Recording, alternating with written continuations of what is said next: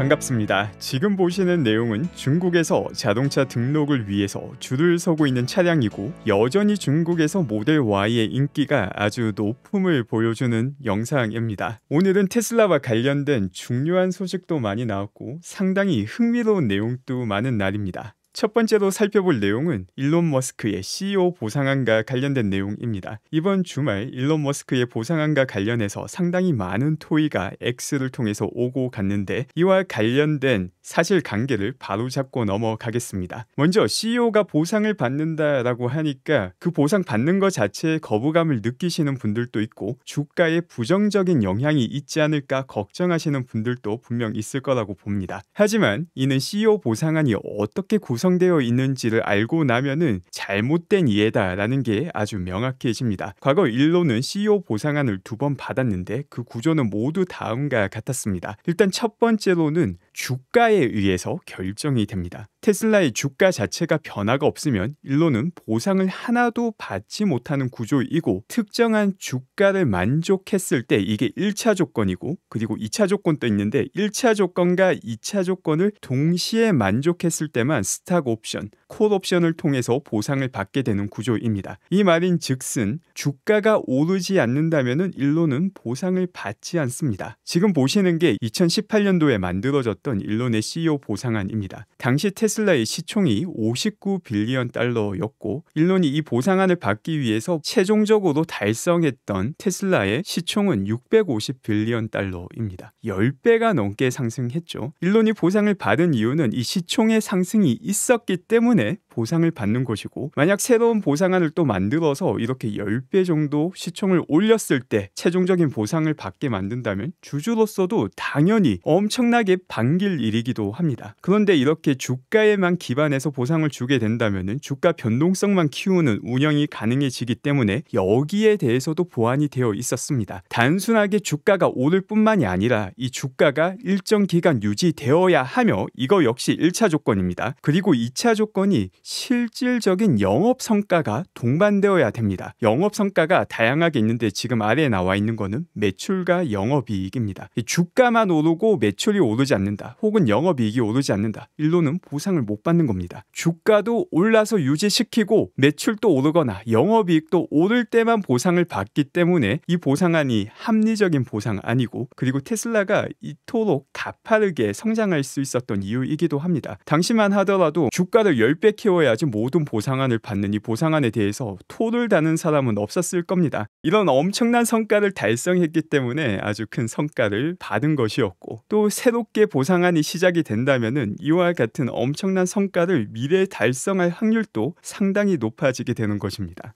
그리고 2018년 CEO 보상안을 통해서 일론이 실제 얼마나 많은 보상을 받았는지를 나타내는 자료이고 사실상 2022년 하반기에 이 보상은 모두 다 받아서 끝이 나게 되었습니다. 그래서 현재로서는 보상 없이 일을 하고 있는 상황인데 당연히 새로운 보상안이 확정이 되게 된다면 지금 또 신경을 많이 쓰고 있지만 훨씬 더 테슬라의 성장에 관심을 둘 수밖에 없게 됩니다. 제가 먼저 말씀드렸던 거는 이 일론 CEO 보상안과 주가 연관성과 관련된 측면이었고 이것보다 더욱더 의미가 있는 측면이 있습니다. 바로 결정권과 관련된 내용이죠. 일론이 남겼던 X 게시글을 보면 상당히 의미심장한 내용이 들어가 있습니다. 내가 테슬라 주식의 25% 정도의 의결권을 가지고 있지 않은 상황에서 테슬라의 AI와 로보틱스를 산업 리더로 만드는 것에 대해서는 불편한 마음이 든다라고 말을 합니다. 이걸 잘못 해석하면 내가 돈을 더 많이 받아야 되는데 돈 더 많이 안 받으면은 이거 리더 만들기 싫다 이런 의미로 해석할 수 있는데 이게 아닙니다. 일론이 걱정하는 거는 이 AI와 로보틱스가 너무나도 큰 변화를 인류 전체에게 미칠 수밖에 없는 환경인데 본인의 의사와 상관없이 다른 방향성으로 나아가게 될까봐에 대한 걱정입니다. 일론의 이와 관련된 걱정은 어제 오늘 이야기한 것도 아니고 1, 2년 전에 이야기했던 것도 아닙니다. 이것도 조금 조금 이따가 살펴볼 건데 일단 그 전에 왜 25% 정도의 의결권을 가지는 게 중요한지 가장 대표적인 사례인 애플을 통해서 살펴보겠습니다. 우리가 잘 알다시피 1985년 스티브 잡스는 본인이 세운 회사인 애플에서 쫓겨나게 되었었죠. 근데 그 당시의 뉴스를 봐도 참 재미난 내용이 많습니다. 그래서 그 영상을 먼저 보고 또 추가 내용도 함께 살펴보겠습니다.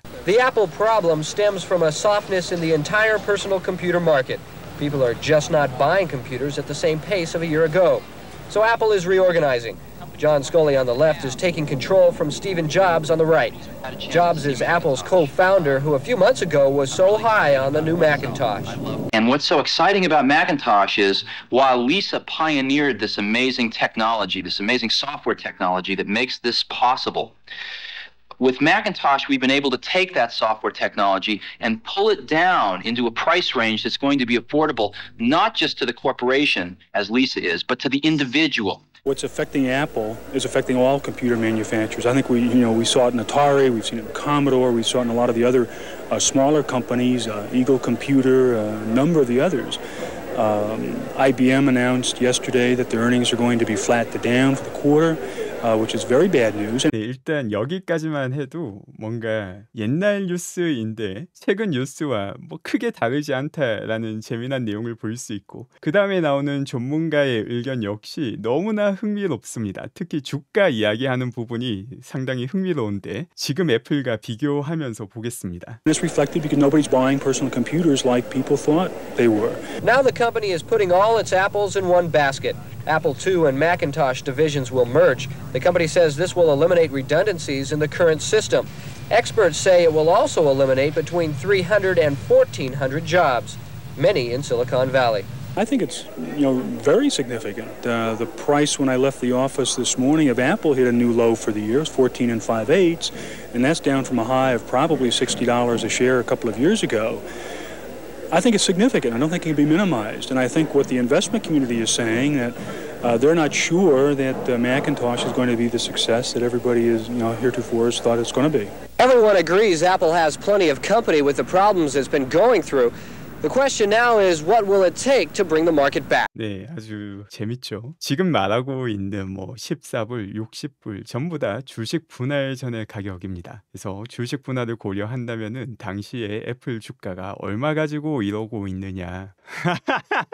8센트, 뭐 6센트입니다. 그래서 당시에 한 14센트에서 6센트로 내려가가지고 아 이거 정말 큰일 났다. 스티브 잡스 쫓아내야 된다라고 해서 쫓아냈습니다. 황금알을 낳는 거위의 배를 가르는 거. 뭐 과거에도 크게 다르지 않았다라는 걸 볼 수 있고 실제 애플의 기업을 끌어올린 게 스티브 잡스의 복귀와 함께 아이팟, 아이폰, 태블릿 등 스마트폰 사업이었죠. 결국 그 인재가 회사의 가치를 끌어올린 건데 당시 주가가 7센트로 내려앉았다고 지금 183불인데 물론 시간은 40년 가까이 지났습니다. 상당히 긴 시간이 지났지만은 항상 변하지 않고 반복되는 게 있음을 너무나도 잘 보여주는 영상이고 너무 흥미롭죠. 예, 전 이거 보면서 너무 재밌었습니다. 이게 꼭 1985년에만 적용이 되는 말일까? 혹은 올해만 적용이 되는 말일까? 매해 똑같이 일어났던 일이고 또 이 다람쥐 쳇바퀴처럼 매년 계속될 말입니다. 정말 중요한 것을 놔두고 계속 변죽만 두드리고 있는 거죠. 당시에 개인 컴퓨터 시장이 죽어가니 어쩌니 하면서 지금 보면 너무 웃기지 않습니까? 전기차 시장이 수요가 있니 없니 하는 것과 똑같은 일맥상통하는 이야기이기도 하고 또 이렇게 스티브 잡스처럼 본인이 만든 회사에서 쫓겨나는 것과는 좀 개념이 다르지만 일론이 충분한 의결권을 갖지 않는다면 중요한 의사결정을 할 때 다른 투자자들이 관여를 할 수가 있습니다. 예를 들면은 일론이 만들고 있는 다양한 AI 이게 꼭 좋은 방향은 아니다 하더라도 단기 수익성을 극대화시킬 수 있다면은 그걸 당연히 취해야지 라는 결정을 내린다면은 일론이 충분한 주식을 가지고 있지 않다면 여기에 대한 방어가 불가능하게 됩니다. 그래서 일론은 뭐 정말 인류를 위해서 생각하는 사람인가 이 사람도 결국 돈만 보는 거 아닌가 라는 의문이 들 수도 있습니다. 근데 이와 관련한 일론은 10년이 넘는 기간 동안 동일한 포지션을 취했습니다. 그와 관련된 영상도 보겠습니다. 지금 보시는 영상 같은 경우 2014년 일론이 진행하였던 인터뷰 중 한 장면입니다. AI에 대해서 아주 조심해야 된다고 경고 말씀을 드리고 싶습니다. 인류 전체를 위협하는 가장 큰 위험이 AI일 것입니다.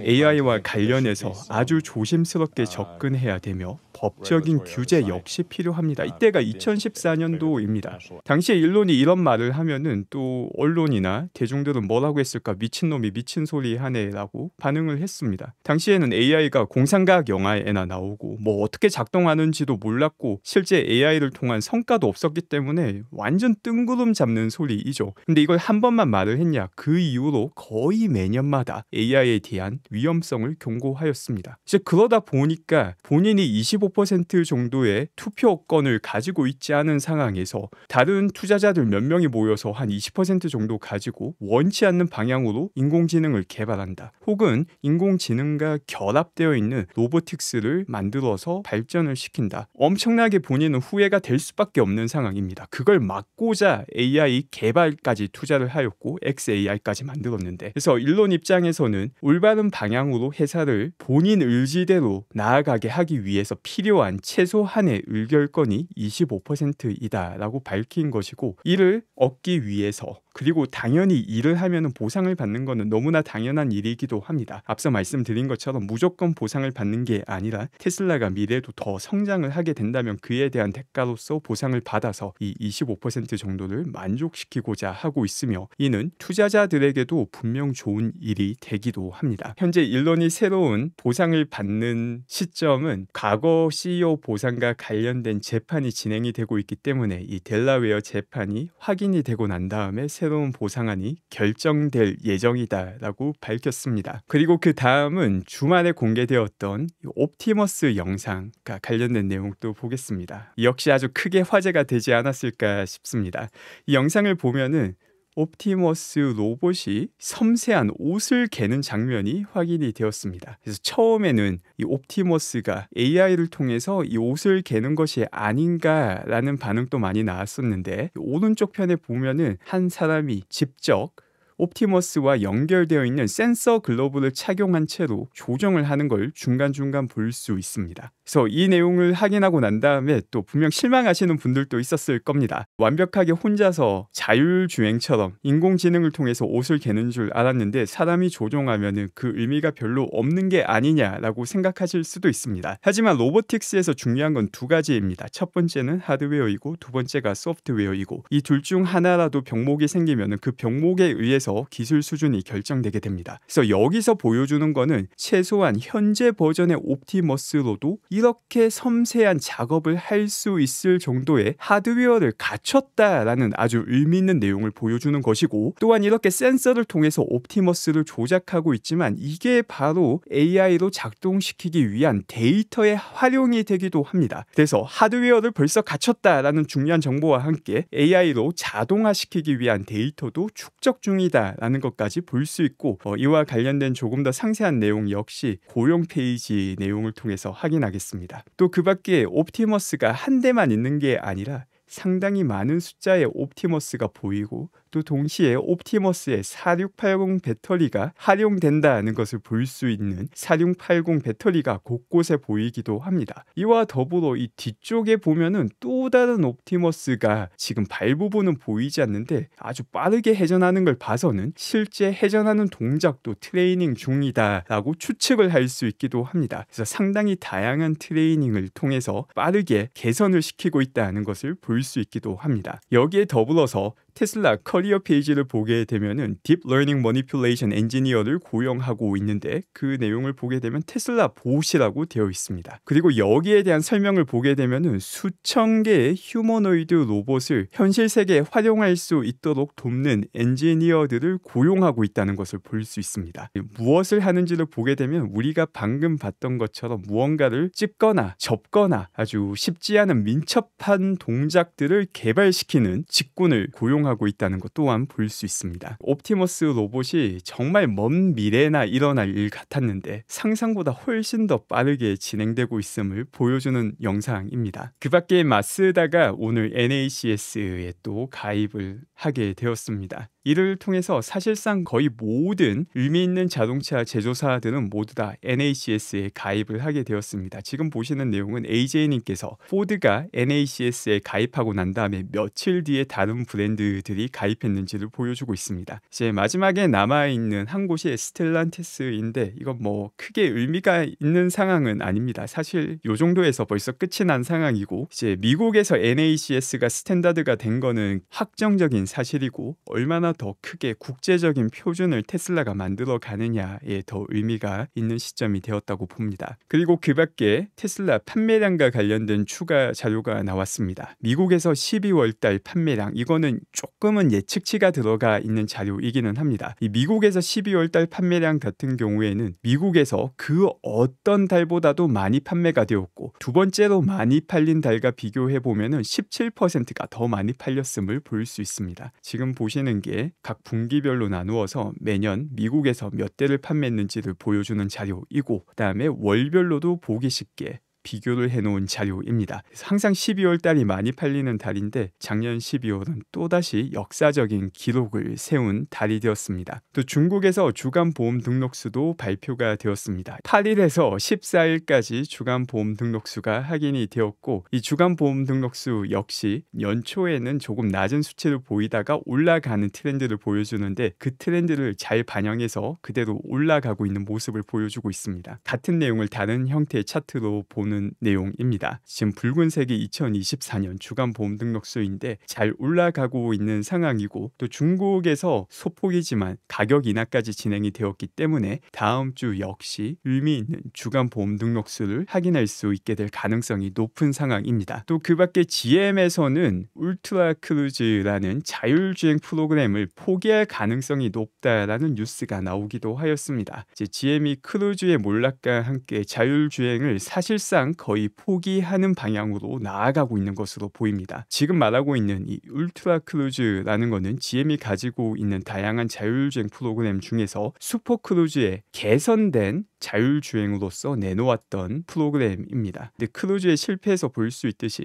자율주행이라는 게 결코 쉽지 않다는 것을 잘 확인을 할 수 있었고 또 이 자율주행을 가능하게 하기 위해서는 일단 기본적으로 데이터가 있어야 되는데 데이터가 없다 보니까 자꾸 이상한 형태로 옆길로 새어나가게 되죠. 마치 하드웨어를 통해서 극복할 수 있는 것인 마냥 다양한 센서와 라이다를 추가하고 거기에 하드코딩은 더 추가하고 거기에 원격 제어까지 추가를 하였지만 결국은 그런 방향으로 나아가서는 답이 없다는 것을 보여주는 또 다른 예라고 할 수 있습니다. GM에서도 울트라 크루즈가 아닌 기존에 활용하던 슈퍼크루즈 이거 같은 경우 완전 자율주행은 아니고 운전자 보조 시스템인데 여기에 더 초점을 맞추겠다라고 내부자가 밝힌 상황입니다. 스웨덴에서도 흥미로운 소식이 전해졌습니다. 스웨덴 파업 같은 경우에는 사실 본질은 대리 파업이 영향이 훨씬 더 컸습니다. 테슬라에서 일을 하는 사람들이 파업을 하면은 그나마 이해가 되는데 그게 아니라 우리도 같이 파업해 줄게 라고 말을 하며 테슬라에서 일을 하는 사람과 전혀 상관없는 다양한 노조들이 함께 파업을 진행을 하였던 게 많이 문제가 되었죠. 실제 판매량에 크게 의미 있는 영향은 주지는 못했지만 그 본질 자체는 대리 파업이었습니다. 이렇다 보니까 스웨덴 시의회 의장이 이제 대리 파업을 좀 그만해 달라라고 IF 메탈에 공개 서한을 보내기도 하였습니다. 또 그 밖에 사이버 트럭 같은 경우에는 테슬라 직원도 아니고 VIP도 아닌 분께서 인도를 확인했다라는 내용이 X를 통해서 공유가 되었습니다. 그래서 이번 분기부터 본격적으로 초기 예약자 분들에게 사이버 트럭이 인도까지 확인이 된 상황입니다. 또 그 밖에 1월 5일날 진행했던 내용 중 하나가 기가 베를린 확장을 위해서 2월 달에 주민투표를 진행할 것이다 라는 내용을 진행을 했었습니다. 그리고 이 주민투표 같은 경우에는 법적 구속력이 있는 투표는 아니지만 이제 많은 주민들이 참여를 하여서 이 기가 베를린 확장에 찬성을 해주게 된다면 다양한 환경운동가들에게 대항할 수 있는 중요한 근거가 되기도 합니다. 그리고 이 투표에 앞서서 기가 베를린에서는 인포메이션 데이를 진행을 하였고 또 기가 베를린 확장과 관련된 다양한 정보를 제공해주는 이벤트를 이번 주말 진행하기도 하였습니다. 그래서 이번 2월 달에 진행되는 투표 결과 역시 많은 관심을 얻고 많은 분들이 참여해 주셔서 좋은 결과가 나오고 기가 베를린 확장 역시 순조롭게 진행되기를 기대해 봅니다. 오늘 제가 준비한 내용은 여기까지이고 오늘 또 함께 해주신 분들 감사드립니다.